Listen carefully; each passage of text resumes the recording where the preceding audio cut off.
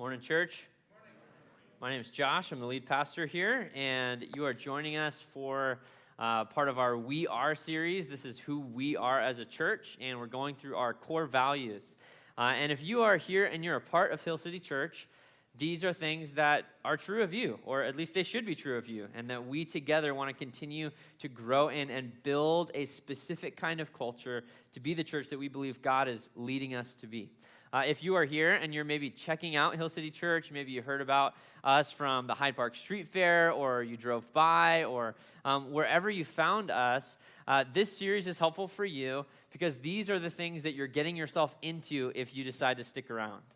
These are the kinds of things that we really believe and we really want to live into as a church. So our core value for today is we are family. Let me just read to you what's written on our website when it says we are family. Christ created the church to be a family of believers. We want to intentionally build community with one another on Sundays and throughout the rest of the week. We will show grace and reconcile when we have conflict. We believe that we are better together. And that's really a nice idea, isn't it? Like family is just kind of like, even in marketing you see this with Olive Garden, when you're here, your family, right? And there's always people having way too many breadsticks and pasta and all of that sort of thing. And it's kind of like, this nice picture of, man, who doesn't want to be a part of a fun group, or who doesn't want to be a part of, something where there's laughter and good things going on? But the reality is, being a family is difficult. And Jesus' teaching and his call to you to be a part of his family, I would argue, is one of the most radical and most countercultural calls that Jesus made in his ministry. And so today, we're going to be talking about what it means to be a family. But I'm going to be honest, today is a challenging teaching. It's a teaching that will maybe challenge your conventional view of what it means to be a part of a church. Because I believe that much of what we believe about what it means to be a part of a church maybe comes from the culture that we grew up in, not necessarily the culture of God's kingdom. So, speaking of culture, let's talk about two different kinds of culture. People who study culture divide cultures and kind of separate them into categories by many different things. One of them is the boundary line of whether a culture is a collective culture or an individual culture. So a collective culture would live by the motto, one for all and all for one. It's where sometimes this is called a strong group culture. This is a culture where it's usually pretty high with honor and shame, because if you mess up, it's not just you who looks bad. Who looks bad? The whole group, right? In a collective culture, the whole group. One person really doesn't necessarily even get to make their own decisions as an individual, which is wild for us to believe. Usually in collective cultures, you don't just pick who you want to marry. Your parents have a large say in it, or your whole community, your tribe has a large say in it. You may not even meet that person until you meet them, right? In some cultures. Also, what you do for a living. It's not just, I'm going to go to school and I'm going to get a degree and then I won't find a job and I'll just work in whatever field I get, right? It's like this idea of, if you're part of a collective culture, you're doing what your parents did, right? Because your first obligation isn't for pursuing your dreams. Your first obligation is to your family, right? And it's to your group. And so that's a collective culture. Now let me ask you this question. Does it seem like America is a collective culture? No, America is probably the epitome of an individual culture. The motto of the individual culture is every man for himself.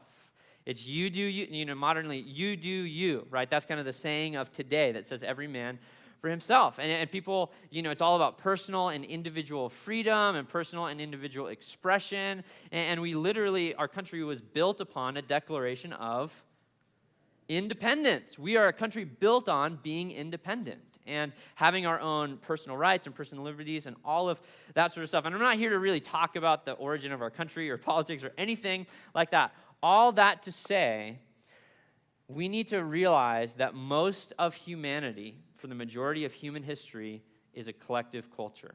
All the way up until kind of the modern Western culture, post-Enlightenment period.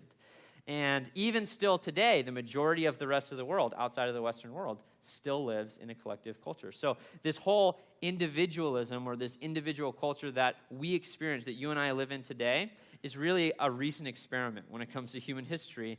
And I don't believe that it actually leads to human flourishing.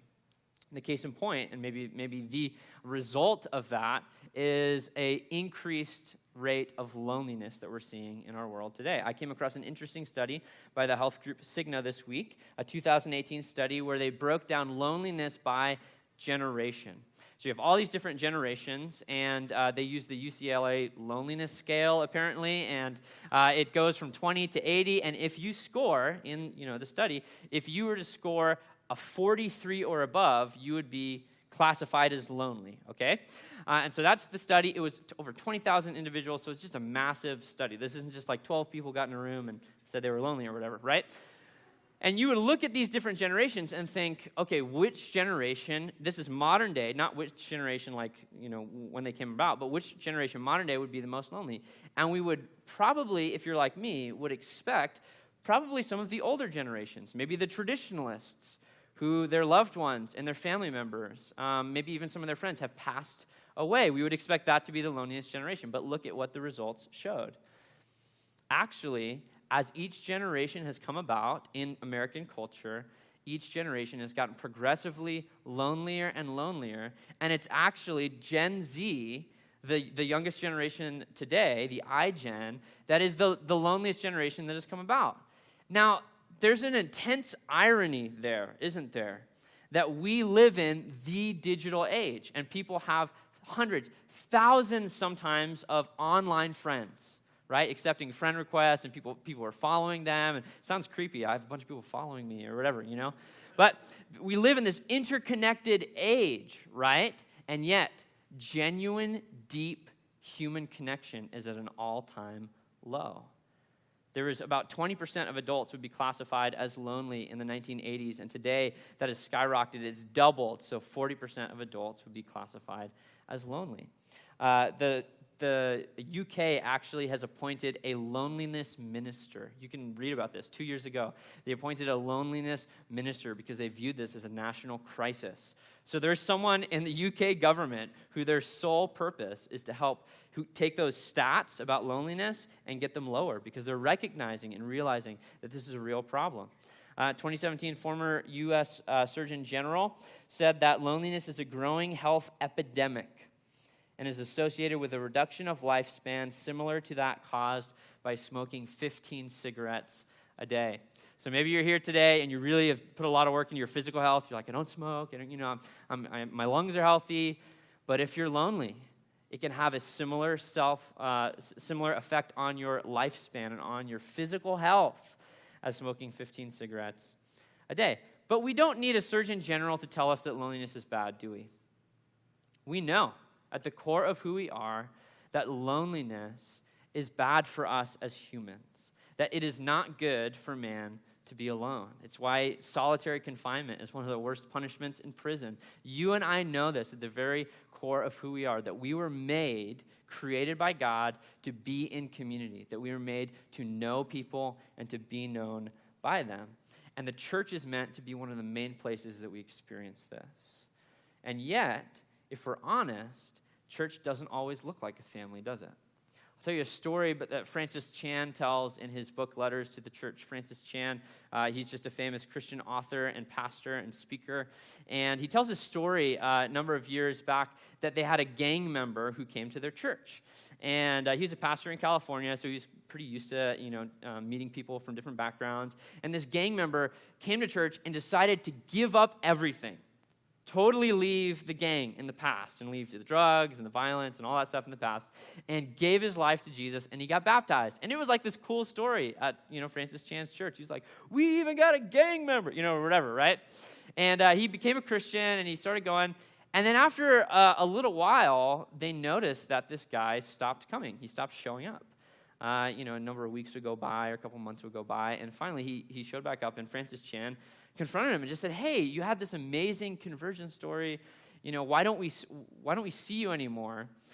And his response should shake us to the core of who we are. This is what this gang member said.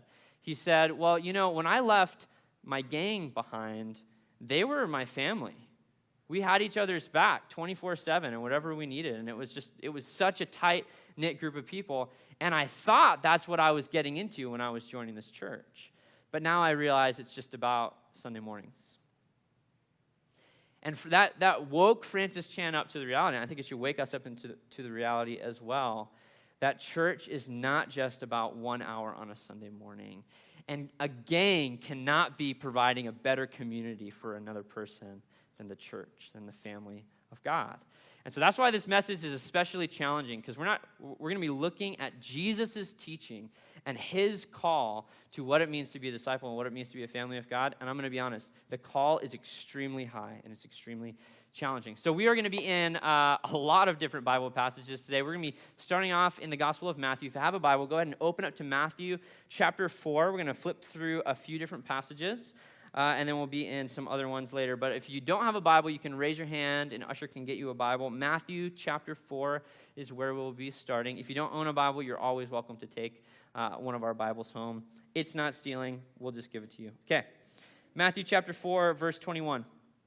And going on from there, he, that is Jesus, saw two other brothers, James the son of Zebedee and John his brother, in the boat with Zebedee their father, mending their nets, and he called to them. Immediately they left the boat and who? Their father, and followed him. Now let me ask you this question. Did Jesus grow up and live and minister in modern day America? No, he grew up and lived in 2,000 years ago Israel, right? And that's an extremely collective culture, okay?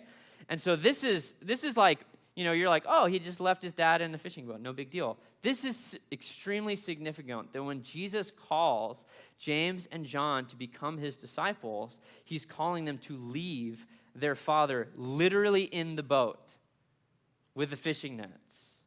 And he's calling them to give up doing their family's business and to give up any of the loyalties that they formerly had to their family of origin and that group to now become a new group called the disciples. Let's flip over just 1 or 2 pages in your Bible. Matthew chapter 8, this is in verse 19. We see something very similar. And a scribe came up and said to him, "Teacher, I will follow you wherever you go." And Jesus said to him, Foxes have holes, and the birds of the air have nests, but the Son of Man has nowhere to lay his head. And another disciple said to him, "Lord, let me first go and bury my father."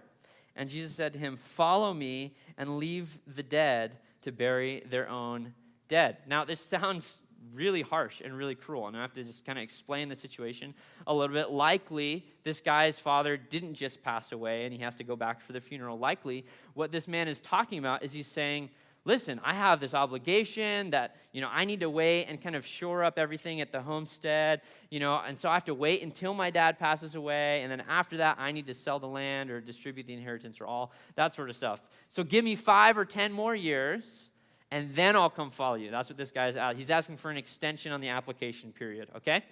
And Jesus says no.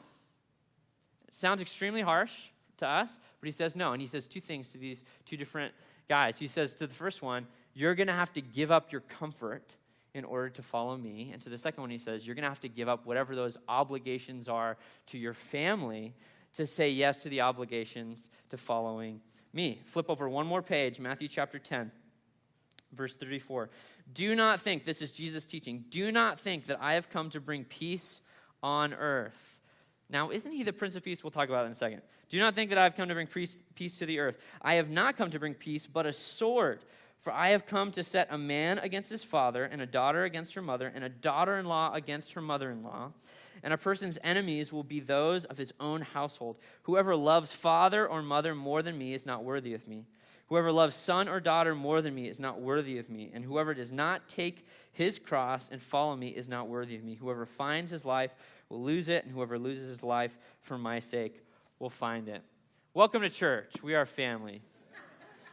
You don't see that. You don't see those passages printed on greeting cards. You don't hear those passages, honestly. When you hear a message on family, you don't expect to hear like, I've come to set father against son and mother against daughter. And yet, those are Jesus' teachings when he's talking about what it means to be a part of this new community that he's forming that we now call the church. And we have to ask this really, really important question, because I don't want you to misunderstand Jesus, and I don't want you to misunderstand today. we have to ask this question: is Jesus anti-family? Is that what he's trying to say in these three passages from Matthew? Is Jesus trying to say, forget your family, they're the worst, abandon all kind of family ties, and that's what it means to truly follow me? And the answer is no, right? In fact, that last passage in Matthew chapter 10, Jesus didn't say, I've come to divide every single household. If you become a follower of Jesus, then you're going to have the worst marriage. You're going to have the worst, father-son relationship that you're going to have. No, but he says, it may come down to that if you choose to follow me. If there's conflicting loyalties or conflicting obligations. I'll give you a quick example of this. A number of years ago in youth ministry, when I was still a youth pastor, we had a Muslim student who started coming to our youth ministry, and he made a decision to follow Jesus. And as an 18-year-old, he was already being told by his parents things like, you're dead to me, and he was being kicked out of his household because of his new allegiance to following Jesus. That's what Jesus is saying in Matthew 10, that may well happen. Earlier, first service, there was someone who came up to me and said that he had been separated and divorced for years, and the spouse was wanting to take him back, but they said, but you have to leave Christianity behind. Like, that's going to happen at some point in time, right? If there's conflicting and dividing loyalties. But Jesus is by no means anti-family. In fact, Jesus probably has a higher view of family than anyone in this room. Jesus' teachings on what a marriage means and what parenting means are extremely, extremely high. In Matthew 19, if you're taking notes, jot it down, Matthew 19, 3-9. Jesus is teaching about the husband-wife relationship. And instead of having this casual view of divorce, you can divorce for any reason, what Jesus is teaching on marriage is what God has joined together, let no man separate. In Matthew chapter 15, verses 3-6, Jesus is talking about the parent-child relationship. And he calls people out. He calls grown men out for even as an adult, not honoring their father and mother as well as they should. Right? So he says, no, you guys follow some parts of the law, but you're not following this command to honor your father and mother as you should. Even look at Jesus when he's hanging on the cross. He's atoning for the sins of the world. Okay, Jesus is on the cross. You think he's got a few other things on his mind, right? He's suffering. He has the wrath of God poured out on him. And in John 19, verses 26 and 27, he actually makes a provision for John the disciple to care for his mother, the Virgin Mary. He says, woman, behold your son. And so amidst all the other sayings of Jesus on the cross, like, Father, forgive them, they do not know what they do, we have this amazing moment where Jesus, even in his final moments hanging on the cross, he actually cares enough to care about his own mother. Okay, so Jesus has an extremely high view of family. Not only that, in the New Testament, we see his followers doing the same thing with all the different household codes about how to be, married and how to have good parent-child relationships. Colossians 3, we just went through one of those this summer in our teaching series. Ephesians chapter 5, 1 Peter chapter 2. Not only that, but family was invented by who? By God, right? God is the one who invented the institution of family. And now when Jesus did his ministry, he's not going back on that and saying, forget all of that. God was the first one to say that it is not good for man to be alone. And so he created a wife or a husband, and then those two, he actually blessed them and commanded them to be fruitful and multiply, therefore commanding the family to come into existence, okay? So the answer to the question is no, Jesus isn't anti-family whatsoever. So then what in the world does he mean when he says you have to be willing to leave your father and mother? You have to be willing to give up those kinds of things. I think Joseph Hellerman, he writes a book about this called When the Church Was a Family. He has this amazing quote that I think is helpful for us. He says, Jesus did not simply intend for his followers to substitute a personal commitment to him for ties of blood family loyalty. He intended for them to exchange their loyalty to one family for unswerving loyalty to another, the family of God. And in our hyper-individualistic culture today, often what we talk about when it comes to being in a right relationship with God is the personal, individual relationship, as long as you have a personal relationship with God. But what Jesus called people to is more than just a personal relationship with God. He called them to a personal relationship with a community.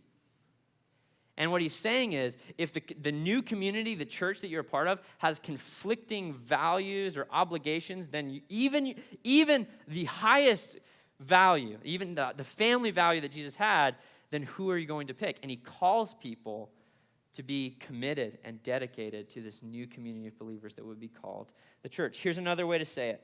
Jesus doesn't have a low view of family. He has an incredibly high view of the church.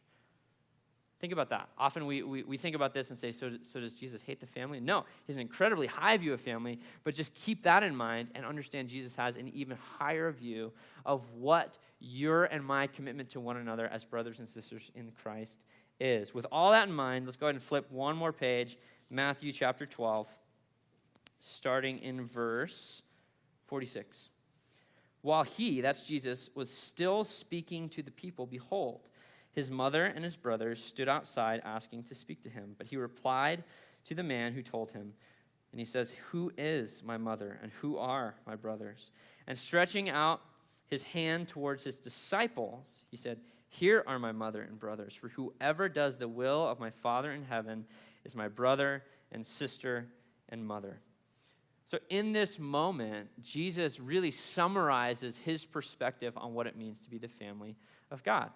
And, sometimes we think like Jesus just leaves his mother and his brothers out in the cold. We don't actually know that, right? We don't have the end of the story. I imagine probably Jesus said, he uses this as a moment to teach a lesson, and then he invites his mother and brothers in, right? But he uses this as a moment to explain something, that if you have faith in him and you follow him, then now you're part of his family. If you have faith in Jesus and you follow Jesus, you are a part of the family of Jesus. Or as Jesus says in his own words, anyone who does the will of his Father in heaven is a now part of his family. So here's our main idea for today. The church isn't like a family, it is a family. There's a ton of different metaphors for the church all throughout the New Testament.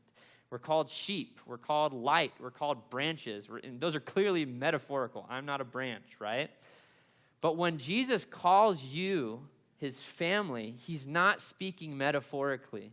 This isn't just an Olive Garden when you're here, your family. Here's a breadstick idea. This is real. And this is real in a collective culture that Jesus is teaching to, and it has incredible implications. The call is extremely high. This is why in the New Testament, the primary title that when New Testament authors are referring to Christians isn't Christians. It's brothers and sisters. The word adelphoi. Everyone say adelphoi. That's a Greek word for brothers and sisters, and it's used 344 times in the New Testament. Most of those are referring to Christians as brothers and sisters. Joseph Hellerman writes again, he says this, "Just as we are justified with respect to God the Father upon salvation, so also," and he makes this word up, "we are familified with respect to our brothers and sisters in Christ." And this familification is no less a positional reality than our justification. And I think that's so memorable. Familification, right? You were justified by grace through faith, but you know what else? You were familified by grace through faith.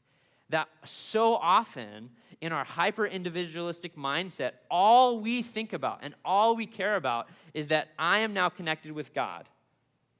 But what Jesus taught and what the New Testament community and the church believed is that is significant. I'm not minimizing the significance of that, but you're not just justified and connected with God. You are now connected with brothers and sisters. And that is a huge part of what the good news of the gospel says to you and to me. We have a better storyline than each generation needs to be lonelier and lonelier. We have a counterculture to offer the city that you live in so that we can actually provide hope and healing for the generations to come that are experiencing just skyrocketed levels of loneliness and mental health issues. And when it goes well, when the church actually is a family, it goes really well. And my wife, I asked her if I could share this story. I usually do that before I just share random people's story. But I asked my wife if I could share this story. For her, in her life, on Monday we were talking in our life group just about what's the best thing about the good news to you, or why do you believe in Jesus? And for her, every time in our married life when she's shared about that, she always says it's the family. It's the people of God. That's one of the main reasons why I'm a follower of Jesus, which is unique. For many people, it's like, well, I just, had an experience, or it's, God saved me, or forgiveness of sins. For her, it's the people. When she grew up in a difficult household, low-income household, and she had a friend who lived down the street who, at the age of 5 years old, her friend's parents were already picking her up and bringing her to Sunday school and providing some kind of stable family environment, eating meals together. And she didn't just go to Sunday school and experience a once a week, 1 or 2 hour a week family. That as she got older and her house became an unsafe place to live for a season, and there's just a lot of, I won't go into details, but just crazy stuff going on in her house. When she was 16-year-old, she moved into her friend's house, who is from her new family, the family of God.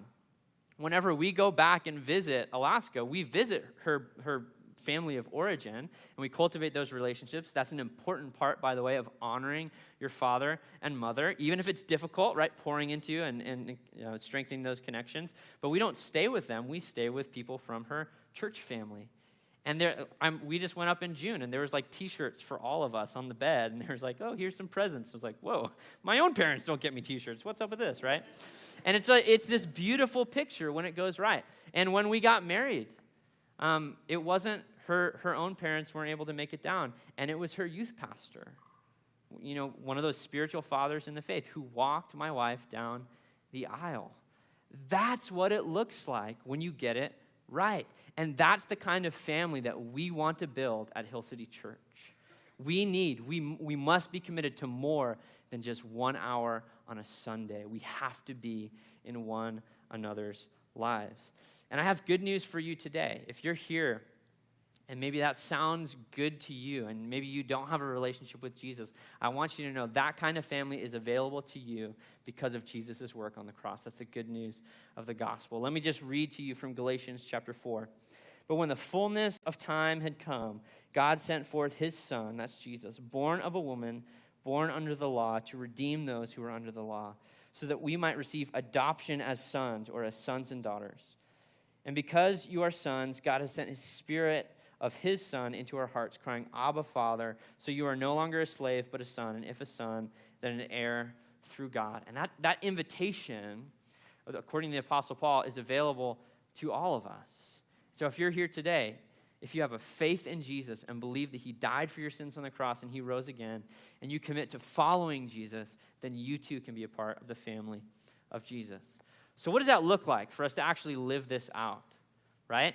It is difficult, but what does it look like for us to live that out?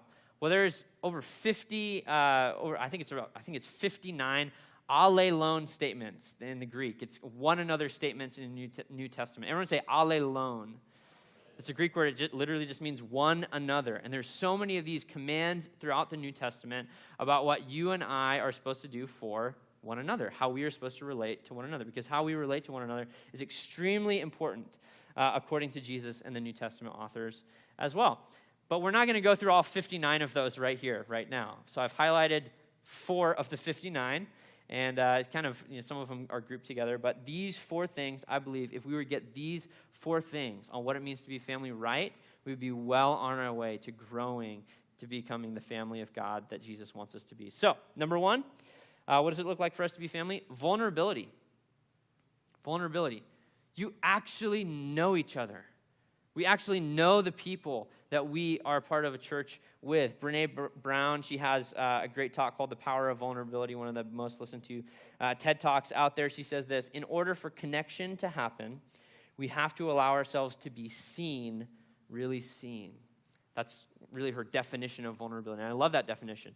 It's to allow someone to really see you. Not just the Instagram you, not just the how's it going, fine you, really to see you and what's going on the inside. And that's risky, right? But connection cannot happen without vulnerability and without there being this really, knowing what's going on in one another's lives, because that's where we start to share the messy things about our lives. In James 5:16, here's a one another passage. Therefore, confess your sins to one another and pray for one another so that you may be healed. I can't think of maybe a step that you could take of vulnerability that's greater than confession. Sharing something that happened to you or something that you did wrong with someone else. That is vulnerability by definition. And the early church was called to that, and we are called to that same level of vulnerability today. Praying for one another in more than just, could you just pray that I have a good week this week, but really praying for the things that are weighing deep on your soul. That's what it means to be vulnerable with one another. And until we get vulnerability right, we will never be the family that Jesus called us to be. The next one is love.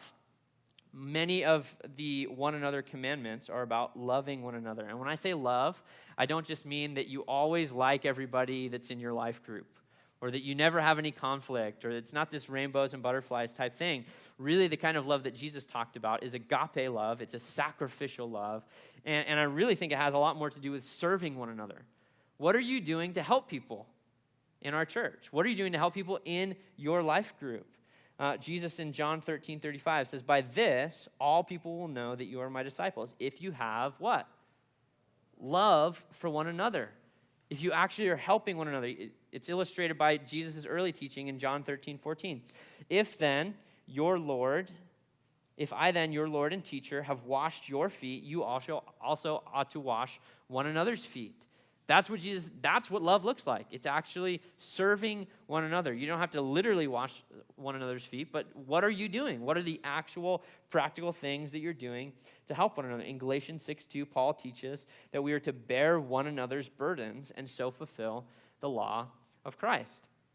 Now, this is difficult, right? My dad used to have this saying, you know who your true friends are by who shows up when you have to move. Anyone love moving? Right? No one, right? Exactly. Moving's the worst. And yet, there's something so true about that the people who are in your family are the ones who always have to show up when you move, you know? And for us to be the church family, we need to be the first line of defense when people need help, when people are burdened with different things. It could be emotional burden, stressful things, or just literally, if you are in someone's life group and they're moving, you may, bearing that person's burdens, be carrying a box that says kitchen supplies on it, right? And that's what it means to love one another. Yes, it has to do with cultivating good relationships with one another, but really it has to do with, are you willing to step up and serve? Are you willing to actually care for someone in your life? That's what it means to love. Number 3 is accountability. Accountability. We grow together and we help one another grow closer in our relationships with God. Dietrich Bonhoeffer wrote just a monumental book on what it means to be the family of God called Life Together. He didn't just write it from an academic standpoint. He actually also created this kind of community as he discipled people to really combat the Nazism that was going on in his day and age. And so he writes this book, and I love this quote from Dietrich Bonhoeffer, Life Together. He says, nothing can be more cruel than the leniency which abandons others to their sin. Just saying, you do you. It's more uncomfortable to call you out on that or keep you accountable for that. So you just do you, even though I know it's sinful, I know it's going to destroy you in your life. He says, nothing can be more cruel than that. And then he says, nothing can be more compassionate than the severe reprimand which calls another Christian in one's community back from the path of sin. He's talking about accountability. He's talking about calling one another out and having real relationships. Now, don't hear me wrong. I'm not saying that we need to be hypercritical of one another without the relationship. That has to be built on the foundation of relationship. You need to actually earn that spot in someone's life in order to keep them accountable, right?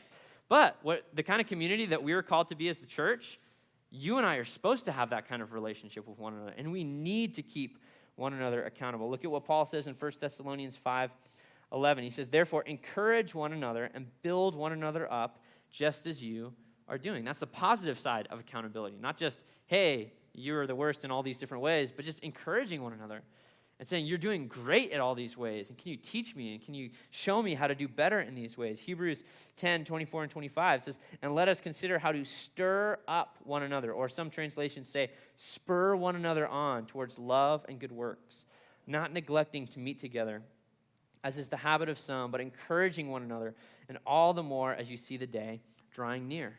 The author of Hebrews is saying, man, we should be pushing one another forward in our discipleship. The discipleship actually happens primarily in the context of community. And that's what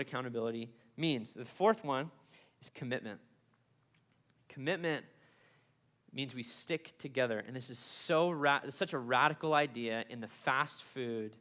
This, if it's broken, throw away, or, doesn't even matter if it's broken. It could be perfectly good. A new model just came out, a new iPhone just came out, throw it away and get a new one, right? We live in this instant gratification, high turnover, lack of commitment and longevity culture. And yet what it truly means to be family is it doesn't matter if you just had a fight with that person. You're going to be at the same Thanksgiving table as them, right? That's how it is even in our blood families. That, at the end of the day, you can't separate that person from being your brother or your sister or the crazy uncle or whoever that person is, right? There's this commitment. And us in the family of God has to have that level at least of commitment. Dietrich Bonhoeffer, again, in Life Together, he says, the person who loves their dream of community, it's all going to be nice, we're just here when the times are good, right, will destroy community. But the person who loves those around them will create community. I love that. That's challenging words from Dietrich Bonhoeffer, that we have this view of, chili feeds are awesome. We're going to do a chili cook-off here early October. Anyone else loves a chili cook-off? Yes. That's good. But that alone is not community. Community is yes, we do the fun things, and it's the Olive Garden, here's a breadstick, when we're here with family. Yes, we do that kind of stuff. You know what we also do? We hang out, we stick together even if the teaching wasn't great last week. We don't just find a new church community. We don't just switch to another life group because there was a fight or a conflict or, it got awkward all of a sudden. That's commitment. Commitment means that we stick it out and we stay together both through the good times and through the incredibly bad times. You know what? When we do that, that's when we start to see growth in our lives. Here's in Colossians chapter 3, verse 13. Bearing with one another. That's what God has called you to. Bearing with one another. And if some has a complaint against another. Anyone have a complaint against someone in your life? Daily, right? This morning, the race was happening, and I was like 10 minutes late, and I was like, that person could have flipped the sign around, and I could have gone. Anyways, anyone have a complaint against another? He says, forgiving one another as the Lord has forgiven you, so you also must forgive. If you've been forgiven by the God of the universe for every sin that you ever have done or ever will do, then you can forgive through that supernatural grace that you've been forgiven that other person in your group or in your life or in our church. Romans 12:15, rejoice with those who rejoice and weep with those who weep. That just speaks to, we're not just here for the good times. We're not just here for the chili cook-off. We are here even when things are tough, even when someone passes away, even when someone is battling with mental health, illness, or any of those difficult things that we deal with in one another's lives. We stick it out and we are committed. So, that's a tall call. That's 4 of the 59 different one another's in Scripture. Okay. No list of practices today. One question for all of us to answer. This is really important. Maybe even if you didn't take notes today, maybe write down this one question on your phone, in a notebook, in your Bible, wherever. Who are your brothers and sisters? That's the question that Jesus rhetorically asks. Who are your brothers and sisters? In a general sense, the whole global church, yes, of course. In a more specific sense, Hill City Church, yes, of course. I want you to answer that question not with these big groups, but with names. If you were to ask Jesus, okay, who are your brothers and sisters? He told us, didn't he?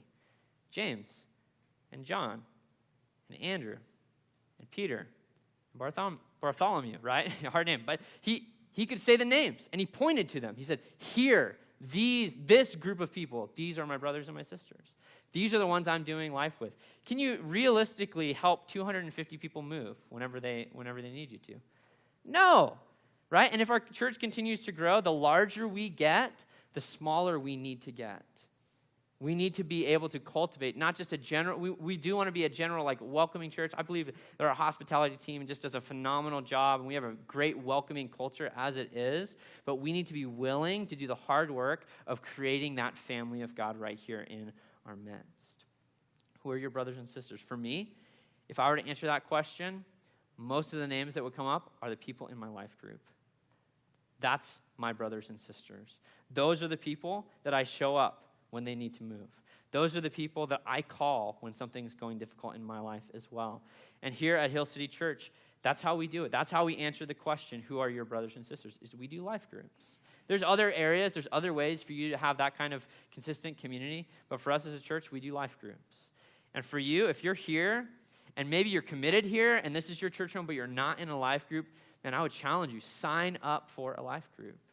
Because you're missing a significant part of what it means to be connected in the family of God. We actually have today's a great day to sign up for life groups. We actually have all the open life groups. We have the leaders here today. They're going to be standing in the lobby with sign-up sheets, and you can actually, anytime you can fill out a Connect card and just say, hey, I want to get involved in a life group. We'll follow up with you. We'll do that whole thing. But today, you can actually meet some of the leaders and say, do I want to be in that person's group or not, right? Before you commit, you can actually feel out and you can get to know those people a little bit. But I encourage you, sign up today for a life group. And if you're here today and maybe you do have a great answer to that question, who are your brothers and sisters? You're like, is this person, and maybe you're even in a life group. Here's my challenge for you today. Would you take that community, that church community that you have, and this year, would you be more of a family than you were last year? Would you grow in accountability? Would you grow in vulnerability? Would you grow in love? And would you stick it out with commitment? Because the church is not like a family. We are a family.